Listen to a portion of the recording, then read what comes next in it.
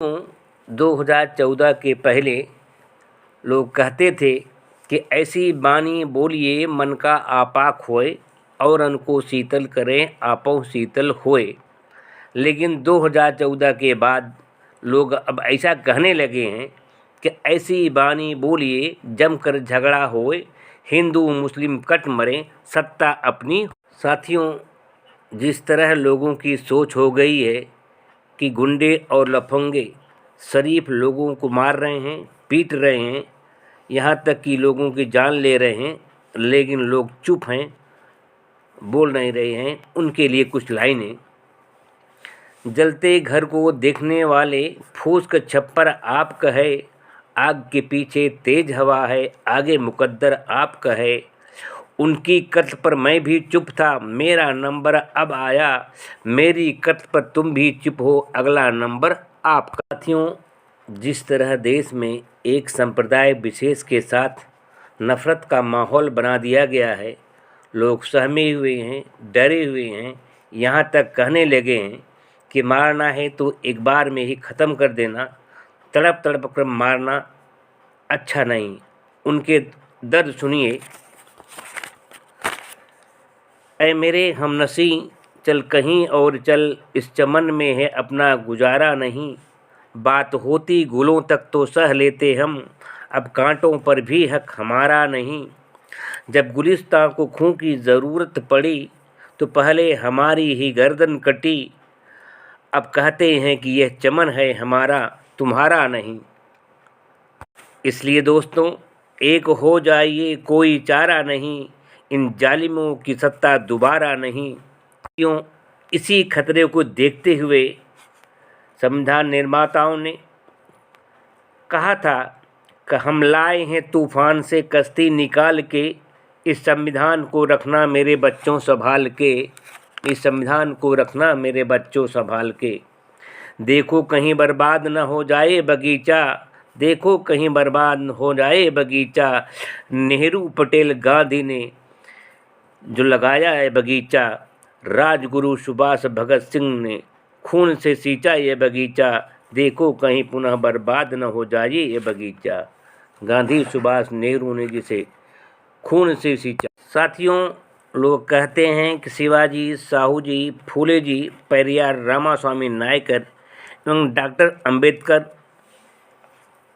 की विचार, रामस्वरूप वर्मा की विचारधारा के मानने वाले लोग सवर्णों ब्राह्मणों के विरोधी हैं।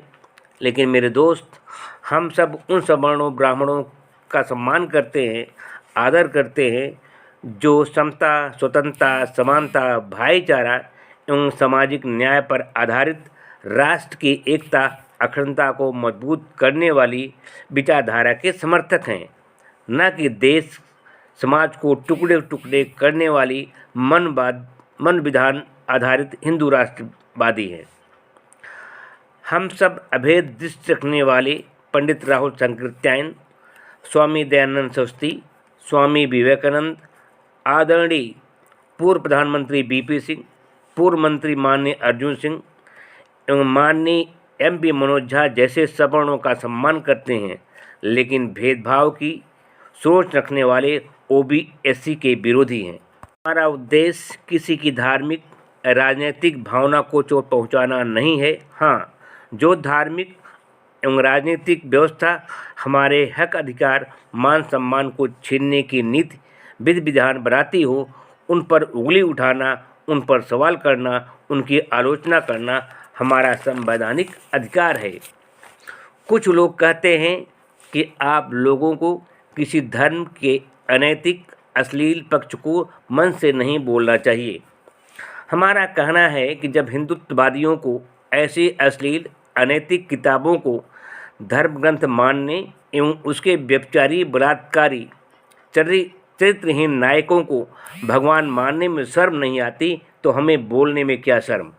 अंधभक्त कहते हैं कि इन धर्मशास्त्रों या पात्रों की अच्छाइयों को देखें, बुराइयों को छोड़ दें। जैसा कबीरदास ने कहा था कि साधु ऐसा चाहिए जैसा सूप स्वभाव, सार सार को गहिरे थोथा दे उड़ाए। तो मेरे दोस्तों, ये तभी संभव है जैसे हमारे माननीय रामस्वरूप वर्मा जी ने कहा था कि अगर दूध या खीर में जहर मिला हो और उसको निकाल करके दूध या खीर पी लेना आसान काम नहीं होता है, उसी तरह से ये धर्मशास्त्र हैं। इन धर्मशास्त्रों में बुराइयां ज़्यादा, अच्छाइयां कम हैं, लेकिन दोनों को निकाला नहीं जा सकता। यदि आप इसी तरह से तर्क देते रहे तो एक दिन ऐसा भी आएगा, लोग चोरों और डाकुओं बलात्कारियों के भी भक्त हो जाएंगे और कहेंगे चोरों डाकुओं और बलात्कारियों के जो उनके अच्छे कर्म हैं उनको ध्यान दीजिए। जैसे चोर डकैत बलात्कारी भी जाकर मंदिर में जो घंटा चढ़ाता है और जो देवी देवता की पूजा करता है और उनके मंदिर बनवाता है, इसलिए जो है उस चोर डकैत और बलात्कारी का भी सम्मान करना चाहिए, उसकी बुराइयों को मत देखिए। साथियों, हिंदू राष्ट्रवादी कह रहे हैं कि नीम हकीम लोग ही शास्त्रों का अर्थ का अनर्थ कर रहे हैं। अब उनसे मेरा सवाल है, क्या आसाराम, राम रहीम, कृपालु महाराज आदि संत भी अज्ञानी या नीम हकीम थे?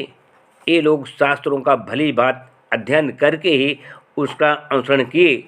यदि यह देश हिंदू राष्ट्र होता तो जेल न जाते, ये भारतीय संविधान के कारण जेल गए। भगवान और धर्म के नाम पर उनकी आड़ में गंदी मानसिकता, अश्लील व्यभिचारी सोच के पंडितों ने अपने गंदे विचार धर्म ग्रंथों में लिखकर समाज पर थोप दिए। गीता में कृष्ण अर्जुन संवाद को की आड़ में तथा रामायण पुराण में ब्रह्मा विष्णु महेश की पॉपुलरिटी की आड़ में ये अपने गंदे विचार समाज पर थोप दिए। साथियों, भक्त कहते हैं पूजा पाठ जब तब व्रत से शांति मिलती है। तो दोस्तों, आसाराम, राम रहीम और कृपालु महाराज आदि की शांति नहीं, जेल हो गई। अब बताइए, क्या वो हमसे आपसे कम बड़े भक्त थे? साथियों, अंधभक्ति से खतरा।